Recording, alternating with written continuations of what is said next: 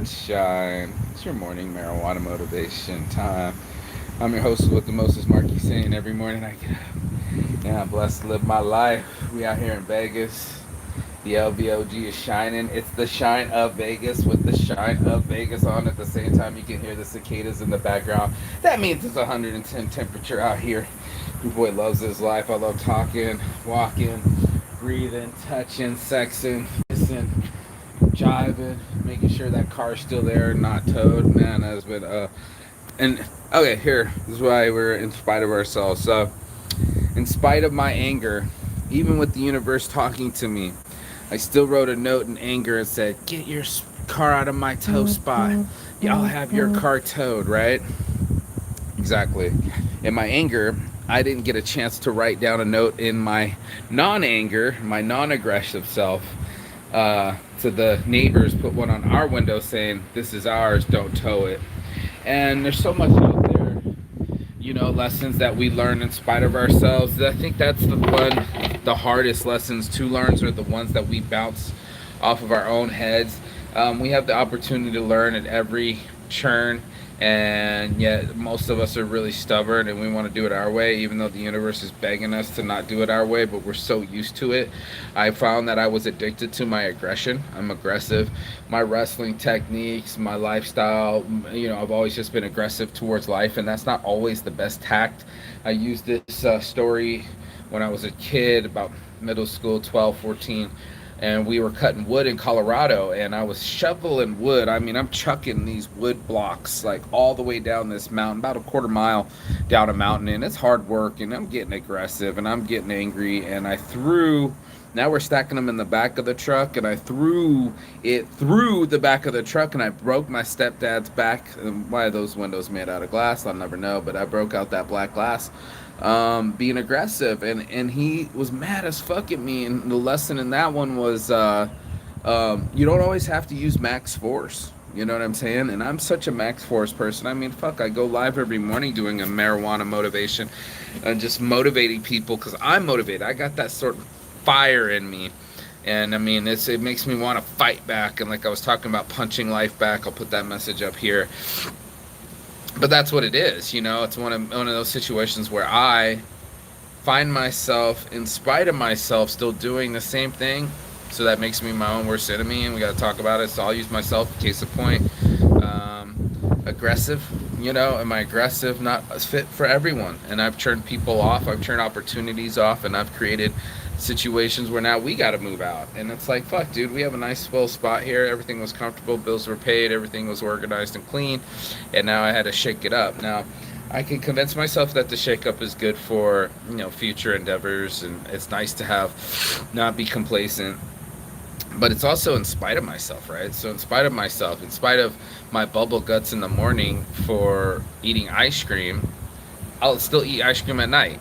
And this is our own guilty pleasures, and in spite of our health, we'll smoke cigarettes, and in spite of unhealthy relationships, we'll still have children with people. And that's what I'm talking about. It's called present bias for a reason, and it's a psychology term. Present bias has affected all of us. Of course, all of us want to say we want to wear condoms when we have sex, but when we're having sex, all of a sudden we forget to wear the condom, interestingly enough. And it's so weird of us to be aware that these situations are going on, you know what I mean? But not aware of what's happening in our lives. Like, Roman's aware that I do my show every morning, but right now he's running the dishwasher. Who would have knew? Our awareness levels go down because we don't want to see certain things. We don't want to see ourselves in a different light. We want to keep ourselves exalted and not see ourselves in that negative light, right? So I'm leaving some shadow work here, but in spite of ourselves, right, we still be learning lessons. There's some other case in points that my friends, in spite of themselves, still addicted to retail, right? Like, no matter what they do, they still got to buy a new shirt every day and do a shirt selfie. It's part of their routine. They've decided it's a part of their routine, almost like a morning coffee. Like, hey, I got to have a coffee. So, boom. Now it's part of my routine. It's part of my finances. If you're smoking cigarettes, it's definitely a part of your finances. And now you kind of always have to find that spare $10 that people don't even have for gas. They'll find for cigarettes. So, our habits are clearly defined to us. right? It's just how much we want to pay attention to them.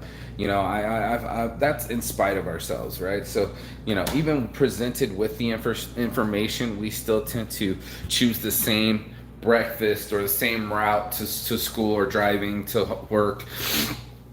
Our attitude, especially as certain people and scenarios, will just decide that, hey, I'll choose this attitude and this is the way I'm going to run it. So our outcomes are always literally determined by us. And we can say that it was, our mood or whatever, but we know how moody we can be. Everybody can be a moody bitch. Even guys have their own 1 week of menstruation, is true. And when we're in spite of ourselves doing things that start being a detriment to ourselves, I had to have this conversation. So I threatened my friends. I have threatened my friend's ability of shelter, right? We all got 3 bad habits: food, clothing, and shelter. And in spite of my anger, even though I wrote the note to put it on the toe, I still got towed. And that's toppled some things. That's made it even worse. And it's like bad attitude will always get that, more bad attitudes. Even if your boy teaches morning marijuana motivation, doesn't mean I always get to practice it. In spite of myself, Mike, I've still got a bad temper. In spite of myself, your boy's still not so saintly. I call it mostly saints because it's saints addiction. I got some addictions to the dark side. It calls to me too. When I say things negative about other people, I forget that by taking away someone else's light doesn't improve my light. And I'll be quick to be judgmental. Get it from my grandma, get it from my mom. Start doing that church judgment, like I'm going to church but I'm being judgmental. How dare I? So I catch myself in dichotomies all the time. I hope you do too, and I hope you have more control over them, similar like I do. But I don't always confess to having the best control over things. Like I said, I got pissed, lost my temper, and now we're having this conversation. So it's a blessing, not a stressing.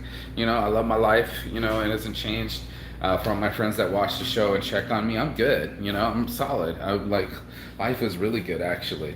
It's just, in spite of ourselves, I had to have a conversation that, knowing our best selves, there'd be still people that, get drunk and called the wrong girl, or keep dating the wrong guy, or, keep on those patterns that we know aren't helping ourselves, yet we keep finding ourselves in. And it had to be talked about. I'm open about my addiction.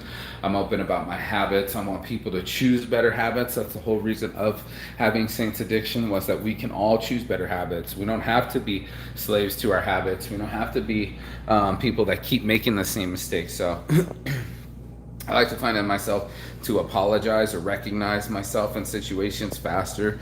If I'm not actively listening, or I caught I missed a fade and it was thrown at me, a ball was thrown at me and I missed it.